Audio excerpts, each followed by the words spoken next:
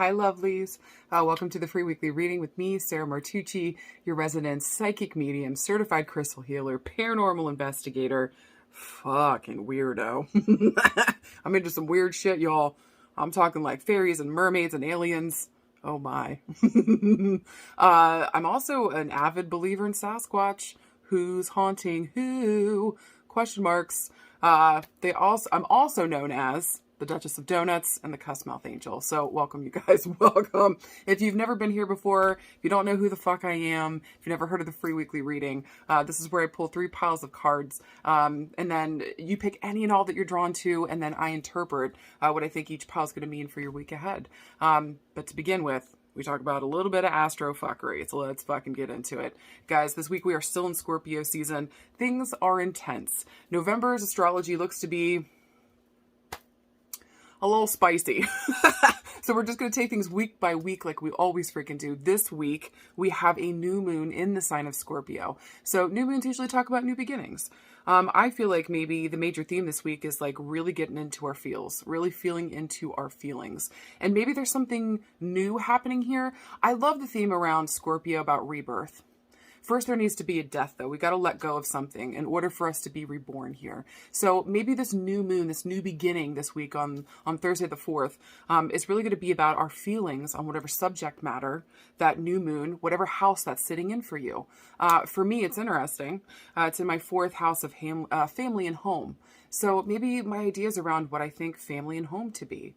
Maybe the trauma that I've grown up with and around, maybe getting a new perspective on it, maybe a new understanding around what happened, or maybe how it's affecting me now, or maybe something I can let go of there so that I can be reborn again, maybe more willing to trust who I have around me, who I consider family. Guys, I've made, and I'm sure everybody else has too, I've made some interesting choices around who I've chosen to have around me in my life, and especially who I consider to be family. Some of those choices have been absolutely amazing, and it's given me connection that I've never known before. And then other ones have been absolutely horrific, and it seemed to be on a repeating pattern or cycle that I had grown up with, which makes sense, right? A lot of times we're going to pick the devil that we know instead of like a devil that we don't know. And especially if we see it as, or if we were grown up and brought up in that trauma, family is chaos and fuckery and just insanity. So I no longer feel like I need to choose that anymore. I don't need to choose people that encapsulate that. I no longer have to take part in partnerships family-wise that surround that kind of stuff. So I think for me, there's a rebirth, or at least an understanding, maybe even a new perspective, and maybe even a death around letting go of the people, the places, the things, even the trauma that happened to me around my family and my home, recognizing that wherever I am is home. And that as long as I love myself like the family, or shown up for myself like the family that I always needed, I'm always going to have what I need, right? All right. So look to see where Scorpio is in your chart so that you can get some ideas around maybe where we're delving into our feelings around these things, where we're letting a death happen here, letting go of stuff, like Marie Kondo the shit out of that house. Do you feel? Like, just get rid of the shit that you don't fucking need and allow a rebirth to happen here, either in perspective or maybe physically. Maybe this is emotionally. I want to say with Scorpio being a water sign, this is probably emotionally. But don't be surprised how that affects your physical and your mental and everything else around you. So don't be afraid of the new beginnings this week. Again, look to see in your chart if you guys need help with that. Just put a message down below. I'll help you guys. I'll give you guys a link that you can go to pull up your free natal chart and see where that is. And then we can see what house it sits in so that you can get a better idea. But just remember, don't be afraid of the death process. It's just another doorway opening. All right? All right. Last thing I kind of want to say about this week too. This would be a great time to set up a space for like any ancestor work, anybody that has crossed over this past year, just really kind of honoring them, venerating them, speaking to them, reestablishing a good, solid relationship with them in spirit, working with them. How many times do I guys tell you, the more that we work with spirit consciously, the more that these fucking miracles occur in our life. So don't be afraid to ask for what you want. Don't be afraid to reestablish a new relationship with your loved ones that have crossed over. Even if we're calling on our ancestors in the past, maybe even people we don't know, call them forward, put out their pictures, put out candles, put out things that you know that they loved, ask them to come forward and speak with them. just know that they love you. They're already around you. They're already surrounding you. This is you saying, okay, I'm aware of you guys. Let's work together. All right. All right. So enough of this fucking astrofuckery. Follow me into the next scene. You guys pick any and all piles that you want. And then after that, I will interpret each pile. All right. See you guys in a sec.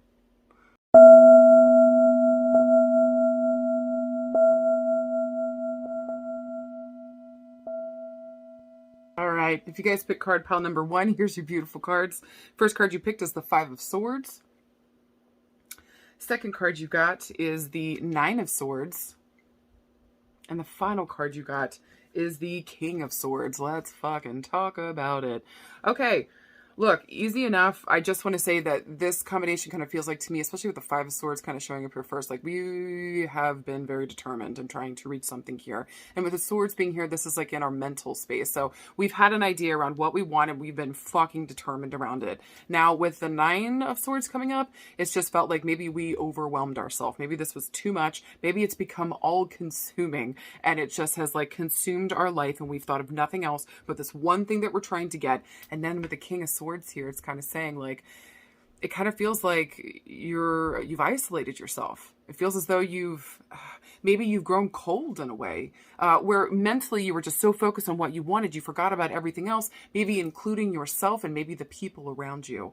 Another interpretation of this with the 5 of Swords can talk about self-inflicted shit. It's self-inflicted shit we've done to ourselves. And with the 9 of Swords showing up there too, well, then our fucking worst nightmares came true.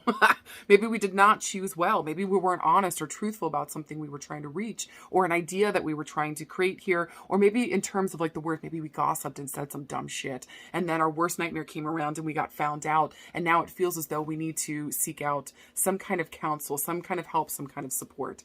I do want to say with the King of Swords here, this would be a great time, especially if any of those themes make sense for you right now, to get with a good therapist that can support you and help you through this and maybe help you to break a cycle if you keep doing this shit or this kind of situation keeps showing up for you over and over again. So what is it here that we need to step back from and look at this picture again? How do we help ourselves? How do we become more truthful in what we're saying, what we're trying to get across, maybe even what we're reaching for? If you want to get something, you got to tell. The best way to handle it is to tell the truth about it. And maybe too, ask for some fucking help.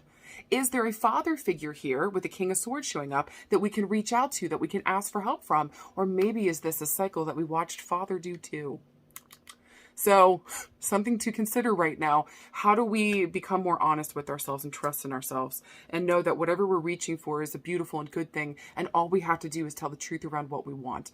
Don't be afraid to ask for help and to get the support and the love that you need right now. But know that we can't reach anything just by thought alone. We're going to need to involve our emotions and also too our resources around reaching our goals as well.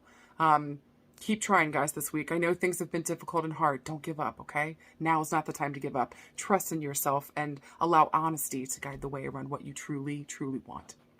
All right, you guys. If you pick card pile number 2, here's your beautiful cards. Your first one is a major arcana card. Talk about major change, major evolution, major movement forward. You got the Moon. Second card you got is another major arcana card. You got the Tower. And final card you got is the Knight of Coins. So I do want to say with this card combination, it's a little rough, I'm not going to lie to you. But I feel like with the Moon and the Tower showing up here, this really kind of talks about like letting your fears and your worries guide you instead of your happiness. And it kind of led to a situation where everything feels like it is fucking exploded. We got ripped back down to the bare bones, the beams of the house. So everything came burning fucking down. Everything. It reminds me of that song by Trevor Hall, Fire on Your House. If you guys have ever listened to that, it's a really good fucking song. And that's what the imagery made me think of.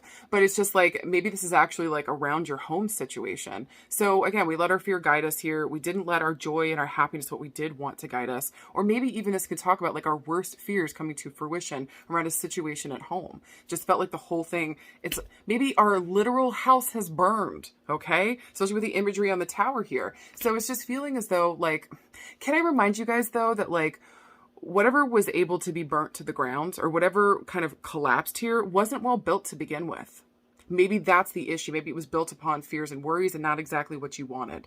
So what's interesting, what I love about this, and the third card coming through with the Knight of Coins, saying is be persistent about what it is that you do want. Do not give up here. Slow but steady wins the race. So maybe a previous issue with this is that we built it hastily. We didn't put it together well, and we didn't thoroughly think through everything that we wanted. So either around family or around home, and especially with the imagery, the reason I'm saying that is if you notice the house on this person's back is literally on fire. So I feel as though whatever situation is occurring here around home, around family, around maybe some place or some person that feels like home, we got to rebuild here. It's saying don't give up. Again, it wasn't built well the first time. So how do we turn around and really build it well this time? I feel like the answer again is around trusting our intuition, trusting what our hopes and our dreams are, and knowing that whatever we're trying to build here is worth the build. It's worth it. You're worth it. Your dream around family and home is worth it. Do not give up on this. So even if previously in the past things haven't worked out around family and home and you keep feeling like things keep collapsing here, please, I'm begging you, don't give up. Know that wherever you are is home.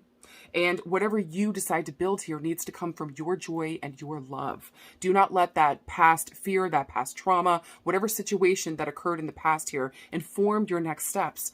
Choose to do better for yourself. Choose different. Choose love. Choose happiness. Choose your intuition. And I promise your persistence around this will absolutely 110% pay off. Keep going. Don't give up. Know that what you do want around these themes belongs to you. It is your birthright. Hold on tight. You deserve all the happiness and love in the world. Just build it better this time. Don't repeat a mistake. Show up as you and what you want. All right. All right, and finally, if you guys pick card pile number 3, here's your beautiful cards. The first card you got is the Ten of Wands. Second card you got is the Ace of Coins. And the third card that you picked is the Knight of Swords. So let's fucking talk about it.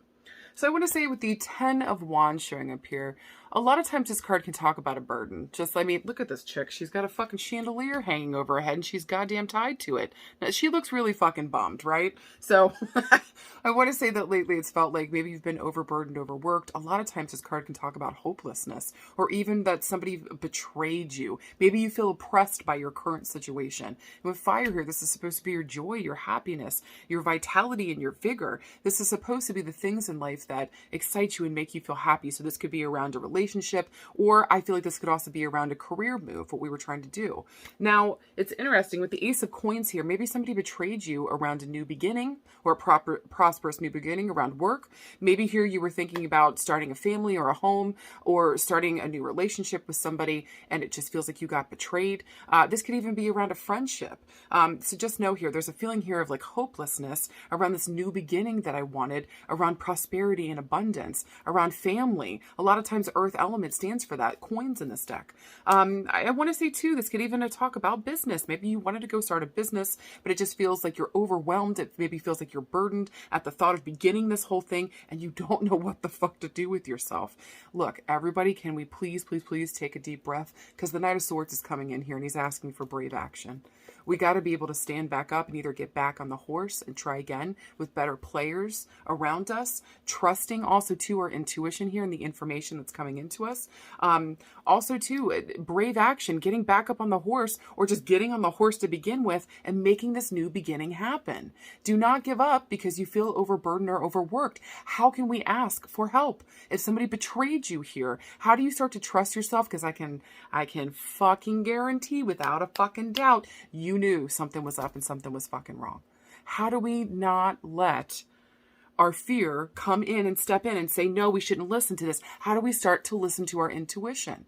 How do you still get a hold of this coin in this new beginning and say, fuck all the rest of this noise? I trust myself. I trust this thought. I trust this new feeling, this energy I have around this new beginning. I know it's going to be money, money, money. So whether, again, that be a good friendship, a good love relationship, maybe even a business situation right now, how do you trust this new seed, this new beginning? And how do you plan it? This would be the perfect week to fucking do that. So no, with this new moon coming up, maybe this is your time to reassess. How do I get back up on the horse? How do I take brave action here and really trust myself again? Have better people around me that I actually trust. And then on top of that too, stop betraying myself. How do I stop betraying myself? So either stopping myself from beginning something new that I know is amazing, or by not listening to my intuition and trusting myself when I know something is off and something is wrong. How do I know who to trust this week? So make sure that we reach out to those that can actually support us in this. We trust what mentally is coming forward. And also too, just saying yes to the new prosperous beginning that we have seeded within us. Remember, you're the one with the seed, nobody fucking else. So don't listen to what they have to say about it, especially if they have nothing to say but negativity. Fuck that noise. Trust yourself. You got this. And look, I'm telling you right now, it's a beautiful opportunity. This is a beautiful new beginning. Say yes to yourself and know that it's worth the effort. It's worth the time, and it's absolutely worth all the courage that's needed to get up there and get this thing fucking done. I believe in you, and I believe in your happiness. All right, you guys, I hope to God this was helpful. I hope these interpretations made sense. Let me know in the comments below what cards that you picked. Middle fingers for no, caw for yes. I love you guys, and I will see you soon. I'll be here throughout the week throwing just weird fucking shit at you, so... reminding you things that you got to do, and that you're loved, and that you're seen, and that everything's going to be okay. And also post up some more information on the new moon when it comes up on Thursday. I love you guys, and I'll see you soon. Bye.